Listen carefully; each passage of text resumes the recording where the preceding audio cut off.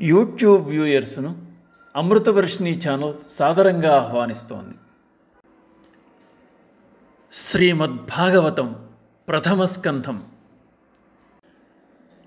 ఆతసీ పుష్పసంకాశం హారనూపురశోభితం రత్నకంకణకేయూరం కృష్ణం వందే జగద్గురుం. ప్రస్తుత భాగంలో భీష్ముని నిర్యాణం తరువాతి ఘట్టాలను వింటారు. ఎట్టకేలకు ధర్మరాజు భీష్మాచార్యుని ఉపదేశాల వల్ల, శ్రీకృష్ణుని ప్రబోధనల వలన సందేహాలన్నింటినీ నివృత్తి చేసుకుని రాజ్యపాలనా భారం స్వీకరించి పట్టాభిషిక్తుడయ్యాడు. అనంతరము శ్రీకృష్ణుడు యుధిష్ఠిరుని చూచి, ద్వారకను విడిచి వచ్చి చాలా కాలమైంది. వృద్ధులైన నా తల్లిదండ్రులను, బంధువులను, ప్రజలను చూడవలనని ఉంది. నేను తలపెట్టిన కార్యం అనగా దుష్ట శిక్షణ పూర్తయింది. అందువలన నేను సాత్యకి తిరిగి వెళ్ళదము అని పలుకుచుండగా, దుఃఖజంతి అయిన ఉత్తర పరుగునాచటికి వచ్చి, కృష్ణ, నా గర్భమునందు భరించరాని మంటగా ఉన్నట్లు తోచున్నది. అది నా గర్భమునందు పెరుగుతున్న శిశువును హరించివేయునేమోనని భయముగా ఉంది. అభిమన్యుని బిడ్డడైన నా గర్భస్థ శిశువును రక్షించగలవాడు నీవే, కరుణించి కాపాడు అని వేడుకుంది. శ్రీకృష్ణుడు అది అశ్వత్థామ ప్రయోగించిన బ్రహ్మశిరోనామకాసర ప్రభావమే అని గ్రహించి ఉత్తరకు అభయమిచ్చి తన మాయాశక్తిచే ఉత్తర గర్భమును ప్రవేశించాడు. అశ్వత్థామ ప్రయోగించింది తిరుగులేని బ్రహ్మాస్త్రమైనప్పటికీ శ్రీకృష్ణుడు ఆమె గర్భమునకు వలయముగా మారి శిశువునకు రక్షణగా నిలిచాడు. ఉత్తర గర్భమునందున్న శిశువునకు బ్రహ్మాస్త్రముతో తలపడుతున్న అంగుష్ట ప్రమాణంలోనున్న శక్తివంతమైన సుందరమైన నారాయణ రూపం చూచు భాగ్యం లభించింది. నీలమేఘశ్యాముడైన శ్రీకృష్ణుడు పీతాంబరధారి అయి ఉదయించుతున్న భానువలే విజృంభించి అస్త్రమును పూర్తిగా అణిచివేసిన తర్వాత కృష్ణుడు శిశువు చూచుచుండగానే అదృశ్యమయ్యాడు. సాక్షాత్ భగవంతుడే రక్షించిన అభిమన్యుపుత్రుని జననమయ్యింది కనుక అతని పేరు విష్ణురథుడు అన్నారు. పరీక్షకు నిలిచి జనించిన ఆ బాలుని శ్రీకృష్ణుడు పరీక్షిత్ అని పిలవసాగాడు. అలా శుభగడియల్లో ఉత్తమ ముహూర్తంలో జన్మించిన బాలునికి ధర్మరాజు ధౌమ్యుడు మొదలైన పురోహితులను పిలిపించి జాతకర్మాదులను జరిపించి భూసురులకు విరివిగా దానాలు చేశాడు. తదుపరి బ్రాహ్మణ ప్రముఖులను చూచి బాలుని జాతకం గురించి చెప్పమని ఉత్సుకతతో ప్రశ్నించాడు.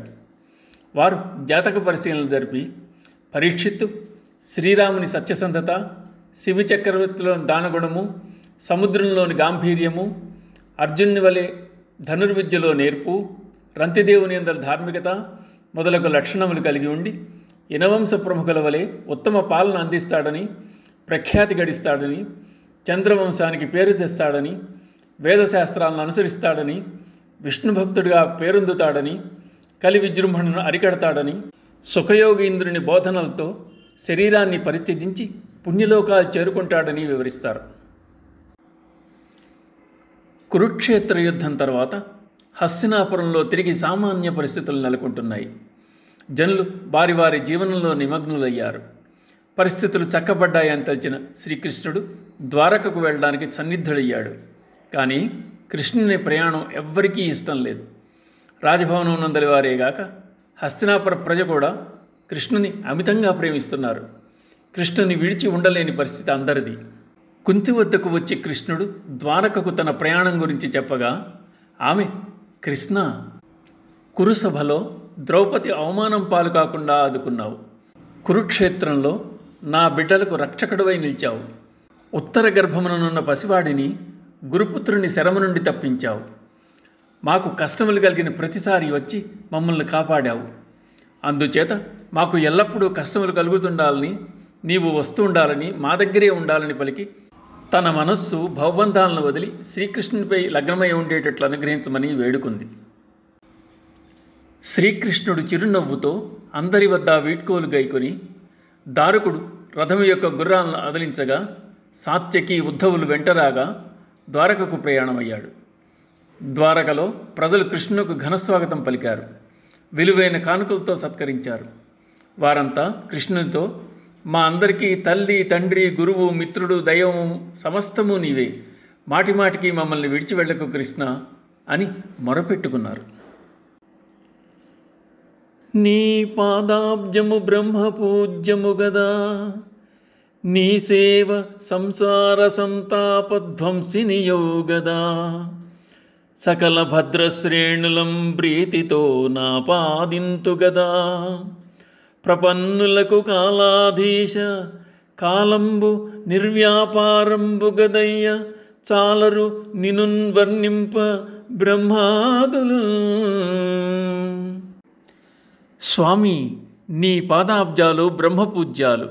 నీ చరణసేవ సంతాపమయమైన సంసార సముద్రాన్ని దాటించే నావ. నీవు ఆపన్నులకు సకల సౌభాగ్యాలు సంతోషంగా ప్రసాదించే కరుణామూర్తివి. నీవు కాలస్వరూపుడవు, కాలానికి అధీశ్వరుడవు. బ్రహ్మాది దేవతలు కూడా నిన్ను ప్రశంసించలేరు.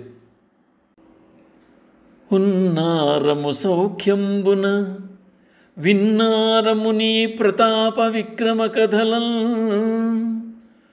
మన్నారము ధనికులమై కన్నారము తావకాంఘ్రి కమలములు హరి.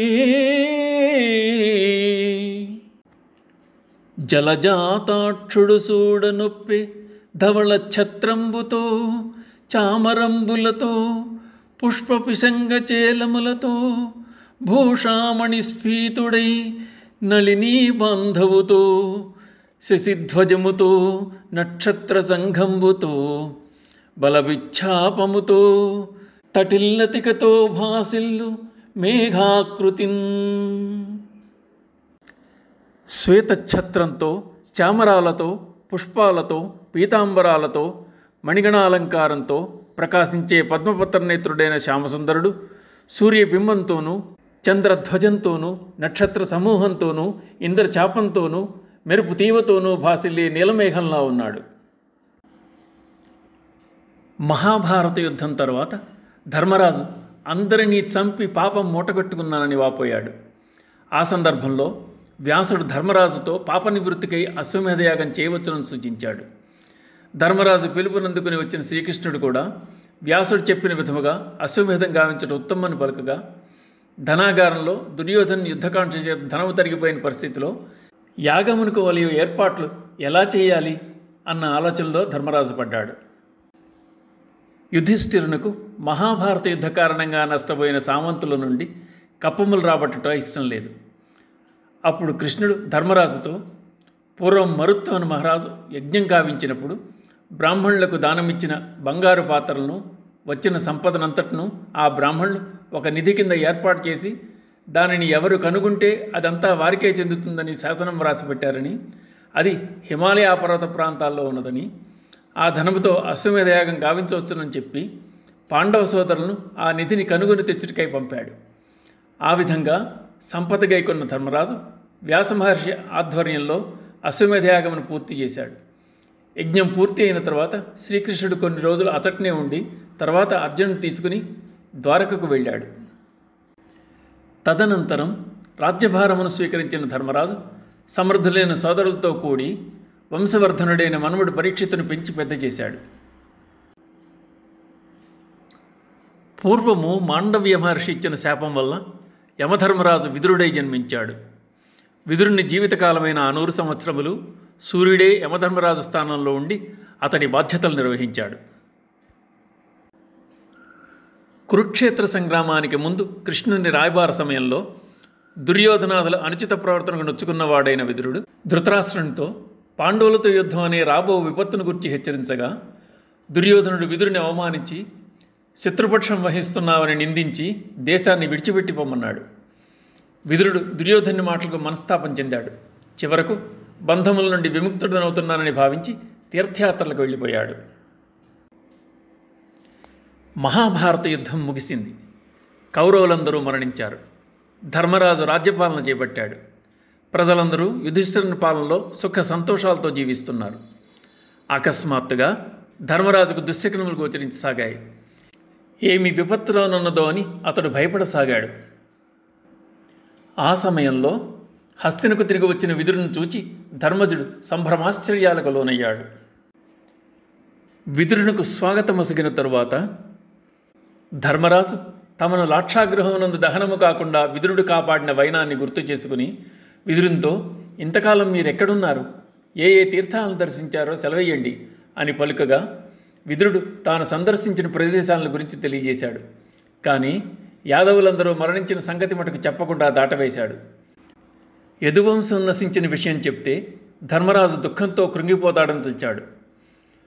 తరువాత కొంతకాలం అచటనేనున్న విదురుడు ఎక్కువ సమయం సోదరుడు ధృతరాష్ట్రంతో గడపసాగాడు. పెట్టితిరి చిత్సు గృహమున పట్టితిరి తదీయ భార్యన్ బాడడవులకున్ గొట్టితిరి వారు మనుపగా ఎట్లయిన భరింపవలనే ఈ ప్రాణములన్. అలా కొన్ని రోజులు గడిచిపోయాయి. తరువాత విదురుడు తాను వచ్చిన పని గురించి తలపోసి ధృతరాష్ట్రుని కడకేగి, సోదరా, గతంలో నేను చెప్పిన సలహాలను పెడచివిని పెట్టావు. ఇప్పుడైనా దయచేసి విను. నీ పంచన చేరిన పాండవులను లాక్షాగ్రహమును దహించుటకై చేసిన ప్రయత్నములు విఫలము కాగా వారిని మాయాజోదమును వంచారు. నిండు సభలో మహాసాధ్వి ద్రౌపది వలువలు ఓడదీసి ఘోరంగా పరాభవించారు. వారికి ఇయ్యవలసిన రాజభాగం ఈక కపటంతో అరణ్యముల పాల్చేశారు. ఆహా, ఏమి విధివైపరీత్యం! కురుక్షేత్ర సంగ్రామంలో నీవు నావాళ్ళు అనుకున్న వాళ్ళందరూ నీ నూర్గురు పుత్రులతో సహా అదే పాండవుల చేత వధింపబడ్డారు. పుట్టుకతో అంధుడివైన నీవు ఇప్పుడు ముదుసలివి కూడా అయ్యావు. ఒకనాడు నీవు అనుభవించిన రాచరికం, అధికారం అన్నీ అంతమయ్యాయి. అయినా నీవు నీ భార్య సిగ్గు విడిచి దాయాదుల పంచన చేరారు. వాళ్ళు విదిల్చిన తిండి తింటూ ప్రాణాలు నిలుపుకుంటున్నారు. నీ కొడుకులందరినీ హతమార్చిన భీమసేనుని చేతి అన్నం తింటున్నారు. ఆనాడు కొడుకులను అదుపు చేయలేకపోయిన ఈ గుడ్డివాడికి ఇంత పిండం పడేయండని భీముడు పలికే పరుషవాక్యాలను వింటూ వారు పెట్టే ఆ దిక్కుమాల తిండి ఎలా తినగలుగుతున్నావు? ఎలా అవమానాలను భరిస్తూ ఉండగలుగుతున్నావు? ఇంకా బ్రతికి ఉండి నీ కొడుకుల్ని కానీ చూడగలవా? వెనుకటి అధికారం అనుభవించగలవా? ఇటువంటి పరిస్థితుల్లో ఇక జీవించి ప్రయోజనమేమి? ఇక బ్రతికి ఉండి ఏమి సాధిద్దామని? ఇంతటి అవమానకర పరిస్థితుల్లో కూడా భోగమయమైన జీవితమందు ఆసక్తి చూపిస్తున్నావు. వ్యామోహం వదిలిపెట్టు. ఈ దేహం నిత్యం కాదని తెలుసుకో. ఈ రాజభోగం నడిచి అరణ్యానికి పద. వృద్ధాప్యంతో నీ శరీరం ఎలాగూ శుష్కించిపోయింది. మృత్యువు సమీపిస్తోంది. శేష జీవితం సార్థకం చేసుకుని తరలి వస్తున్న మృత్యువును ధైర్యంగా ఎదుర్కొని స్వర్గానికి చేరుకో అని చెప్పి విదురుడు వైరాగ్యమును ఉపదేశించి కర్తవ్యబోధ చేశాడు. అతడి ప్రబోధముతో ధృతరాష్ట్రంలోని జ్ఞాననేత్రం మేల్కొంది. ఆ రాత్రి విదురుని మాటలు మళ్లీ మళ్లీ గుర్తు చేసుకున్న ధృతరాష్ట్రుడు గాంధారిని నిద్రలుండి లేపి తన నిశ్చయాన్ని తెలియజేశాడు. అంధుడైన తన భర్త చూడలేని ప్రపంచాన్ని తాను మాత్రం ఎందుకు చూడాలి అని భావించి కళ్లకు గంతలు ధరించిన గాంధారి గాంధార మహారాజు గారాల కూతురు. ఇనుమడించిన వైరాగ్య భావంతో భర్తను అనుసరించడానికి నిశ్చయించుకుంది. భర్త మార్గంలోనే ప్రయాణించడానికి సిద్ధపడింది. ఆ విధంగా విదురుడు తోడురాగా ధృతరాష్ట్రుడు, గాంధారి ఎవ్వరికీ తెలియపరచకుండా వనప్రస్థానికి వెళ్ళిపోయారు. ధర్మరాజు ప్రతిరోజు ఉదయమున లేవగానే పెద్ద తండ్రి ధృతరాష్ట్రుని, పెద్ద తల్లి గాంధారిని చూచి పలకరించి రావడం నిత్యకృత్యంగా చేసుకున్నాడు. ఎప్పటిలాగే వారి మందిరమునకు వెళ్ళి చూడగా వారు కనబడలేదు. విదురుని జాడ కూడా కానరాలేదు. మనస్సు పరిపరి విధములా ఆలోచిస్తోంది. వారు ఎక్కడికి వెళ్ళి ఉండవచ్చు అని తర్జన భర్జన పడుతూ ధర్మరాజు సంజయుని పిలిచి విచారించగా సంజయుడు బిక్కమొగం వేసుకుని ఎప్పటిలాగా వార్తలు తెలుసుకున్నట్టుకు తనను పిలవలేదని, ఎటు వెళ్ళారో కూడా తనకు చెప్పలేదని బదులిచ్చాడు. ఆ సమయంలో నారదుడు మహతిమీటుతో తుంబురునితో కలిసి వస్తుండడం చూచిన ధర్మరాజు వారిని ఉచిత రీతిని సత్కరించి నారదునితో, మా పెద్ద తల్లిదండ్రులు విదురుడు కనిపించడం లేదని, వారు మమ్మల్ని వదిలిపెట్టి ఎక్కడికి వెళ్ళిపోయారో తెలియటం లేదని విచారవదనంతో చెప్పాడు. ధర్మరాజు వ్యాకులపాటును గ్రహించిన నారదుడు, యుధిష్ఠిరా, వెళ్ళిపోయిన వారి గురించి విచారింపకము. భగవంతుడు ఆదేశించినట్లుగానే ప్రతి విషయం జరగగలదు. ఆయనే జీవులను కలుపుతూ విడదీస్తూ ఉంటాడు. నీవు నిమిత్త మాత్రుడవు. వెళ్ళిపోయిన వారిపై మమకారం పెంచుకుని నీవు దుఃఖింపవలదు. జరగబోవు దాన్ని తెలిపదని వినుము. భగవానుడైన శ్రీకృష్ణుడు తాను అవతరించుటకు కారణమైన దుష్టులను నిర్జించుట అనే కార్యక్రమం పూర్తయింది. ఇక అవతారం చాలించుటకు నిరీక్షించుతున్నాడు. నీవు వ్యాకుల పడవలదు. ఎంతటి వాడైనా కాలప్రవాహమునకు తలవంచక తప్పదు. ఒక్కటి గుర్తుపెట్టుకో, శ్రీకృష్ణ భగవానుడు ఉన్నంత వరకే మీరు కూడా ఈ భూమిపైన ఉండగలరు. తర్వాత మీరు ఉండవలసిన పని లేదు. ఇంక మీ పెద్ద తండ్రి అందువా? సప్తమహర్షుల సంతోషము కొరకై ఆకాశగంగ 7 పాయలుగా ప్రవహించిన సప్తస్రోతమను పుణ్యతీర్థమునందు సర్వకర్మలు పరిత్యజించి శ్రీహరిధ్యానంలో ఉన్నాడు.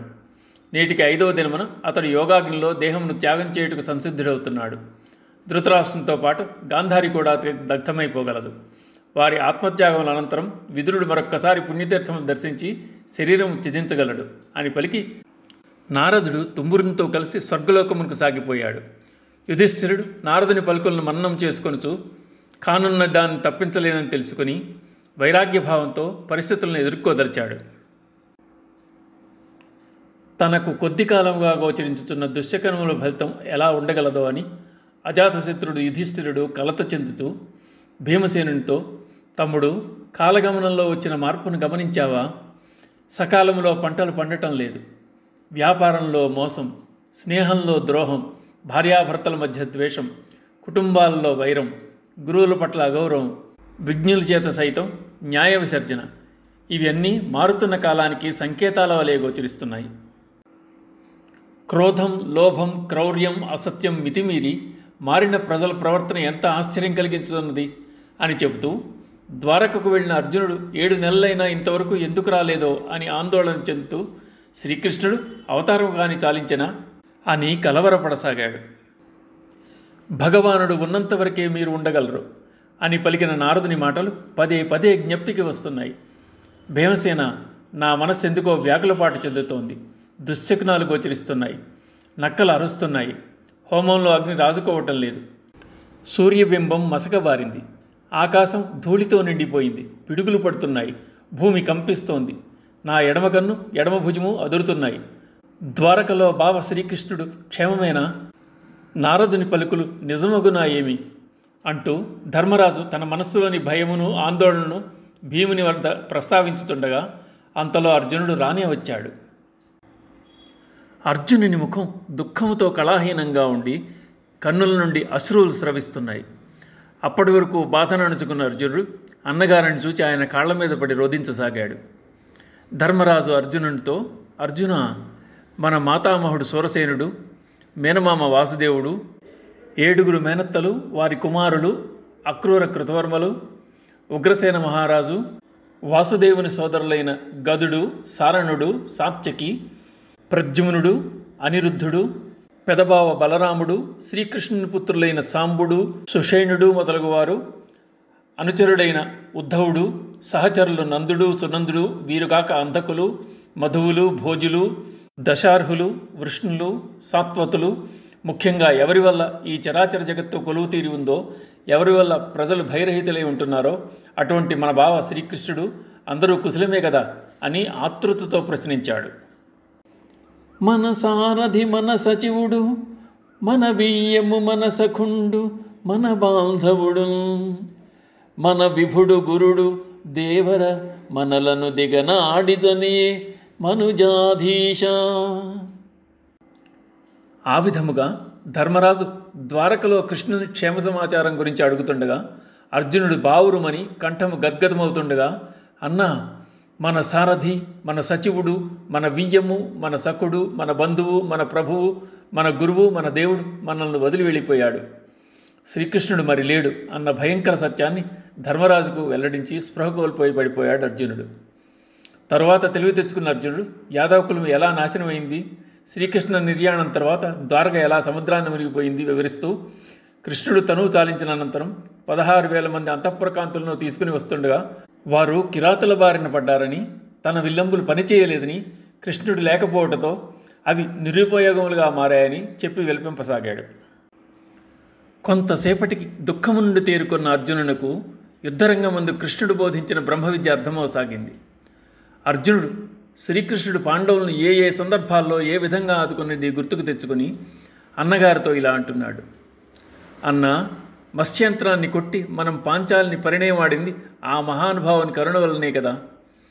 ఖాండవవనమును ఆహుతి గావించుటకు అగ్నిదేవునికి అండగా నిలిచి గాంధీవమును వరుణుని వద్ద నుండి పొందింది కృష్ణుని దయ వల్లనే. రాజసూయం నిర్విఘ్నంగా నిర్వర్తించింది వాసుదేవుని కృప వల్లనే. నాడు కౌరవ సభలో ద్రౌపది వలువలు ఊడ్చినప్పుడు ఆదుకున్నది కూడా అతడే. ముక్కోపి దుర్వాసుని శాపాగ్ని బారి నుండి రక్షించింది ఆ గోపాలుడే. పశుపతిని మెప్పించి పాశుపతాస్త్రమును శ్రీకృష్ణుని అనుగ్రహం లేకుండా పొందగలిగేవారమా? ఉత్తర గోగ్రహణంలో కౌరవసేనను పారద్రోలింది కూడా అతడి కటాక్షమే. కురుక్షేత్ర మహాసంగ్రామంలో విజయసారథిగా నిలిచి నిలువరించుకున్న భీష్మ, ద్రోణ, కృప, కర్ణ, అశ్వత్థామల శర పరంపరల నుండి మనం తప్పించుకునగలిగేవారమా? యుద్ధరంగమున సైన్యం మాటను ఉన్న సైంధవుని బయటకు రప్పించి నన్ను ప్రాయోపవేశం నుండి తప్పించినవాడు కృష్ణుడే కదా.